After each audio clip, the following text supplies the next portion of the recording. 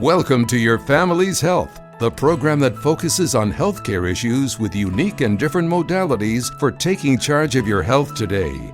Experts talk weekly with our continuing roster of guests from around the country and right here in Nassau County to keep you up to date on the latest health issues and trends. Take care of your mind, body, and soul. Spend the next half hour with the voice of Nassau Community College, 90.3 WHPC, and get on the journey to better health. Hello and welcome to Your Family's Health. My name is Dr. Jeanine Cook-Garard from the nursing department here at Nassau Community College. And today you're going to learn about hospice care. My guest today is Dr. Tara Liberman, the Executive Director of the Hospice Care Network at Northwell Health and an Associate Professor of Medicine at the Donald and Barbara Zucker School of Medicine at Hofstra, Northwell. Dr. Liberman, welcome to Your Family's Health on the voice of Nassau Community College, 90.3 WHPC. Welcome. Thank you so much for having me today. Let's just start telling me a little bit about what hospice care is and what led you to this career path that you took in hospice care. So I am a primary care physician by background, trained in geriatric medicine. And at the time when I was training, there was a new field called palliative medicine, hospice and palliative medicine, when we recognized that our healthcare was getting older and requiring a specialized support in how do we care for an aging population and those with needs that could affect symptom management, pain, shortness of breath, etc. And so during that time, when I was a geriatric fellow, we were doing a lot of the palliative care as well. When I graduated my fellowship, I actually went into hospice care to be a inpatient medical director of a facility out in Long Island, the Hospice Inn in Melville. And I also had the pleasure of seeing patients in their homes, whether it be a home proper or a home in an assisted living or a nursing home. And these were patients who were being provided hospice care. And hospice care is essentially those who we think may have less than 6 months to live. And that is something that is determined by their healthcare professional. And this was a very rewarding position for me at the time. So you talk about hospice care, and then you mention palliative care. How do you define that, and what's the difference between the two? It's a great question, and people often confuse them. So palliative care is patients with life-limiting illnesses but can live for many years and have the need for a specialized provider who understands how to support their symptom needs, whether it be a symptomatic need like shortness of breath, pain, anxiety, or even a psychosocial need around just understanding how to manage their long-term life-limiting illness within the community, as compared to hospice, which is really an insurance benefit that says that we think that you have less than 6 months to live. So a lot of people are treating a patient on hospice as a palliative care patient because we understand they may have symptoms and they need some psychosocial support. But the difference is truly the diagnosis of thinking that somebody has less than 6 months to live. So it sounds very gloomy. Having been in geriatric, I know you're a geriatrician, or how would you define yourself, a geriatrician or gerontologist, or? I would say I'm a geriatrician. Okay, geriatrician. So geriatrician, when you talk about hospice, is it for you emotionally taxing? No, in fact, I think that it seems very gloomy and people think, always negative. But in fact, hospice is a way to really incorporate how to improve a quality of a patient's life when they are getting close to the end. And that could be for 6 months or even more, depending on how that patient is doing. And it really just provides an extra layer of support in their home that can help the patient and their family take care of the loved one. And I think that it's a misconception that people think hospice, they think they only have a few days to live, when in fact it's really about extending someone's life with good quality and just adding that extra layer of support. So when you say hospice, is this a place or is this a protocol? So hospice is majority of the time in somebody's home. It's bringing services to someone's home. And so that means bringing providers such as nurses, physicians, social workers, chaplains, volunteers that can help support the patient and their family in their home. There are some times that patients may require to be in an inpatient hospice, and that is when somebody has symptoms that just can't be managed in the home, and that's usually for a very short period of time. And so that is one level that you might see someone go to a hospice, and you hear that frequently. Another time would be when somebody needs respite, or if a family member is taking care of a loved one in their home, and they need a few days to either get to something that's important in their life. Like, let's just say they had a wedding to go to, and they needed to be able to take a few days away. That is insurance benefit allows somebody to take, up to 5 days respite in a facility. But like I said before, the majority of patients are in their home being cared for under the hospice benefit. So once the practitioner deems that person less than 6 months to live, is that person automatically enrolled in hospice, or is there an order that has to be written or someone that has to be informed that this person is actually a hospice candidate? Yeah, so basically what we suggest is they reaching out to their hospice, their local hospice, and providing them with the information that they think qualifies them for hospice care, or information that shows that they have less than 6 months to live. The hospice medical director will just review that, and if they agree, they will say the patient has been accepted, and then hospice providers will come to the home and talk to them about the services that will be provided, and they will be covered a majority of time under their insurance. So once the individual is enrolled in hospice, does all treatment stop? No. In fact, I think that's also a really good question, because we want to continue the medications and the treatments that you are getting so that you can have that quality of life. There might be medications or treatments that may not be beneficial, but there would conversations that we would have with the physician or practitioner that had referred to talk about what's important to make sure that you, as a patient and their family, are getting the best quality of care in their home. And that's also involved with the patient and family as well. But the majority of the time, everything continues. It's just, like I said before, an extra layer of support. So in hospice care, is that patient automatically not resuscitated in case there is a cessation of the heart or breathing? Yeah, so that is also a misnomer. You can, as we sometimes call it, be a full code, or if your patient wants to have resuscitative measures performed, that can occur. The only difference is because the patient's in the home, the patient and family would be instructed to call the EMS to come and provide that. Majority of our patients do not resuscitate or do not have that intervention. Because we've had a conversation and they recognize that that intervention most likely will not change the outcome and could even cause suffering and harm. But we would never deny anybody for being on hospice if their wish was to be resuscitated.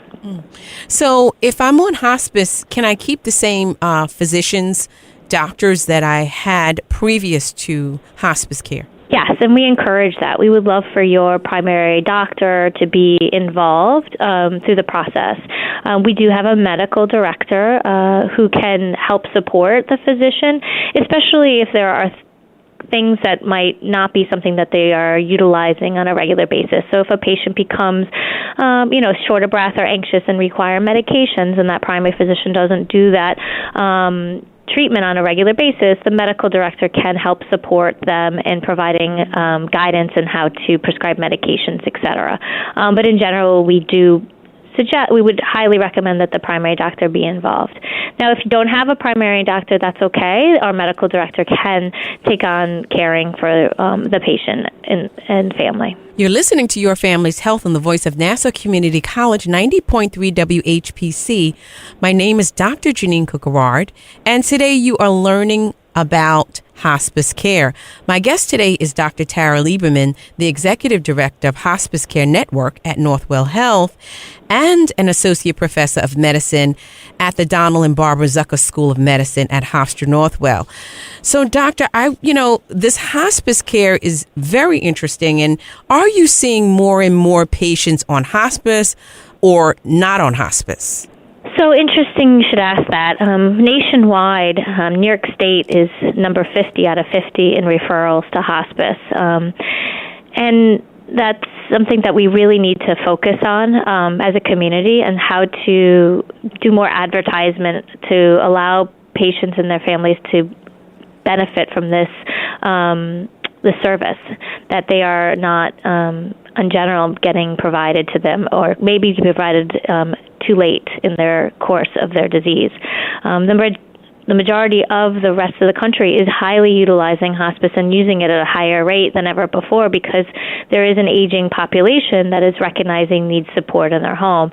New York State, unfortunately, really hasn't done a job of advertising and explaining what an amazing benefit this is for a family and patient. And so that's one of the reasons why we're having these conversations today, to get the word out and let patients and families know that we're here to help and support them. Yeah, so how long can you be on hospice care? So, they say that the idea of hospice is that we think that somebody might have less than 6 months to live. Now, that is not set in stone. If a patient continues to decline and needs to require hospice in their home, they will continue to certify them and keep them on for as long as they want. And if they do become not hospice eligible anymore, they can come off, but they can always come back on if things change. So this is not something that is set in stone. It's very fluid, and it's all about trying to figure out where the patient is and at what time they need this service. So is hospice care always covered by my health insurance? That's a very good question, and the more insurances that we see in the community, the more we're noticing that some of the insurances are either not accepting them or asking for co-pays. Traditional Medicare, it is covered, but there are a lot of private insurances that cover all of hospice and even may support it, that might help them care for them at a longer rate. But some of them are also saying that they haven't signed up for the hospice benefit, and we are noticing that more and more lately. So we encourage everyone to look at their insurance benefit to verify that they have this coverage, so that if they do need it at some point, they're able to be provided all the services that are needed, including the nurse, the social worker, chaplain, etc. So you mentioned the difference between hospice and palliative care, and I know palliative care has a comfort aspect and component to it. So for a person who's on hospice care, would they be able to receive something like morphine to alleviate pain? How does the palliative and the hospice overlap? Sure, yeah. I think it all depends on what the patient's diagnosis is and what symptoms they are having. If a patient has pain or shortness of breath, they may require morphine to help alleviate that, and be highly evaluated by the physician and the nurse, seeing them and assessing to see how much they needed and at what time they needed, and would prescribe in a very meaningful way and can adjust. Similar to palliative care, our physicians are palliative care trained, and they have the expertise in how to adjust medications appropriately for patients who might require this. Not all of our patients require things like morphine, and that also is something that I always like to tell patients, because when they think of hospice, they think, you may just stop everything and we're just going to give you morphine to allow you to die, and that is not the case. We're really here to just follow the symptoms and make sure that we support the patient for whatever place they're in at the time that we see them. So in the case that a patient is prescribed morphine, which is an opioid narcotic, how is that facilitated in terms of being administered to patients? Is it given to family members, or do you have a nurse coming in to administer the opioid narcotic morphine? So the majority of our patients are in their home, and so we will prescribe the medication and will be delivered to their home. The nurse will review the patient's family and the patient how the medication is prescribed, and then they will be asked to monitor how their symptoms are and report back to the nurse. And in conjunction with the physician, they will assess to see how much is needed and will continue to evaluate on an ongoing basis. So the medication is being provided by the patient and or their family. If the patient needed to be in an inpatient unit where they were having symptoms that were not controlled, that would be administered by our nursing staff. When it comes down to, and just stay on that vein for one more minute, Sure. is that if patients and patients' families are able to administer the morphine, are we concerned about overdose? Are we concerned about how much the patient is receiving? Or there's no concern since the patient is on hospice? No, there's always a concern. We do not prescribe a lot of medication at a time, usually a couple days supply. And we do have extremely, involved conversations with our patients and their families as to how much is supposed to be provided and how it is given. And then we assess if they need refills to see if they're utilizing too much or too little. So there's a lot of conversations about that. I think that, we're not utilizing large doses generally, so the concern of overdosing is usually not an issue. But obviously we also have social work in the community as well to just talk to the family if there's some kind of, concern around diversion, if that's something you're asking about as well. Yeah. And if that was an issue, then we would really highly consider not providing the medication or giving it to a provider, like a family member who knows how to make sure that they give it in an appropriate way. Talk to me about hospice, and I know that you said it is, it's a full program of collaborative care that the patient is given. So what's the layer that hospice provides people that regular care would not provide? Sure. So as we stated, it's an interdisciplinary team.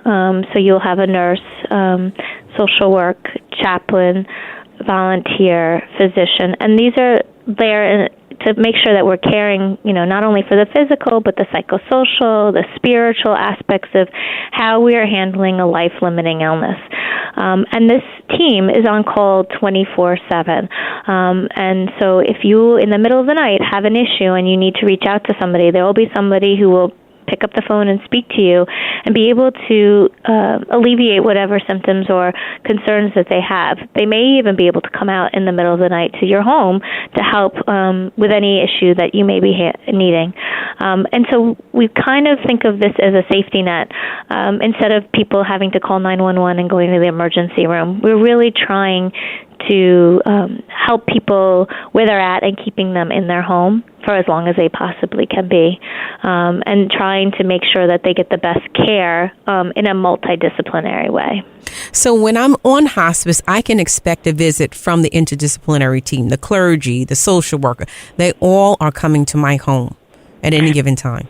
Well, you need to at least have the nurse come to visit. Mm-hmm. The others will reach out. If you'd like them to come to visit, they're more than welcome to. If you don't, you can tell them no. But we must have a nurse come and visit to see the patient. But there's always somebody available. And some of our providers, our clergy, and our social workers can do phone calls if that would be more comfortable for the patient as well, or their family members. So what if my loved one actually transitions or passes away or dies? Is there this hospice continue after the death of my loved one so that I can have now support during the grieving process? Yes, we have a tremendous bereavement program. They will follow you up to 13 months after the patient has passed away. And that can be for anybody in the family. And even we've had care providers, if you had a home health aide in the home that was, felt like it was a family member, we've provided care for them as well. We try our very best to recognize that this is a process that needs support. Mm-hmm. We reach out, and if they need them, we'll be there right away, or we may be there in a few months, depending on when they need us. And if they want to do this in groups, we can have group sessions. We also do one-on-one. It's a very special program, and we really work hard to make sure that we support the families after the passing of their loved one. So if I am approved for hospice care and I decide or choose to maybe back out, change my mind, is there an option that I can go back, or is no turning back once I'm hospice? we totally understand. We have patients do that all the time. Sometimes when we have patients who have a cancer diagnosis and they've decided to stop their treatment and want to come on hospice, and then maybe feel like, you know what, maybe I want to rethink this and try another round of chemotherapy, they can come off hospice. And if that doesn't work, and then they say, you know what, I was actually better off without any treatment for the cancer, I'm going to go back on hospice. That's totally fine as well. We totally understand this is a very fluid conversation, and we want to make sure that we're there to support the family through whatever process they're in. You're listening to Your Family's Health on the voice of Nassau Community College 90.3 WHPC. My name is Dr. Jeanine Cook-Garard, and today you're learning about hospice care. My guest today is Dr. Tara Liberman, the Executive Director of Hospice Care Network at Northwell Health and an Associate Professor of Medicine at the Donald and Barbara Zucker School of Medicine at Hofstra, Northwell. So, Dr. Liberman, how has the COVID pandemic, affected this hospice that you're dealing with? Is it more people who have been on hospice? Less? How has the pandemic affected hospice care? Yeah, I think that during the height of the pandemic, we were seeing a lot of patients with COVID and caring for them and their families at the end of life. Thankfully, we have not been caring for as many of those patients lately, but during that time, we were taking care of many COVID-positive patients who had respiratory issues in our inpatient unit and supporting their families to be able to allow them to see them when they were at the end of their life. We were very happy to be able to do this because a lot of times they were not able to visit their loved ones in a hospital. So this, for us, was a privilege to be able to do this. Today, we're really back to pre-pandemic ways, and obviously we're still utilizing protective care for seeing patients in their homes. But in general, we're just continuing to care for the patients that are being presented to us in pretty much the pre-pandemic stages. So I'm just going back to the cost issue of if I don't have insurance, what is the cost? So what is the range of cost that I'm looking at if I want to put my loved one in hospice care? Sure. So, there's hospice. Our hospice is a non-for-profit organization, and so that would mean that patients without insurance, we would provide charity care. That if they did have an insurance and the insurance was not covering it, we provide them a sliding scale, which basically tells them about what the daily cost of hospice is. However, we obviously work with patients and their families because we want to make sure that we are always providing care and for patients when needed. So it's hard to say what's the cost of care, because in general, we're really always looking to make sure that we're providing it to anybody who needs it. So have you ever had a patient on hospice care who has chose to practice alternative medicine? There's a lot of things that people try to use alternative medicine. What is your thoughts about that? We are always supportive of patients and their families when exploring alternative medicine.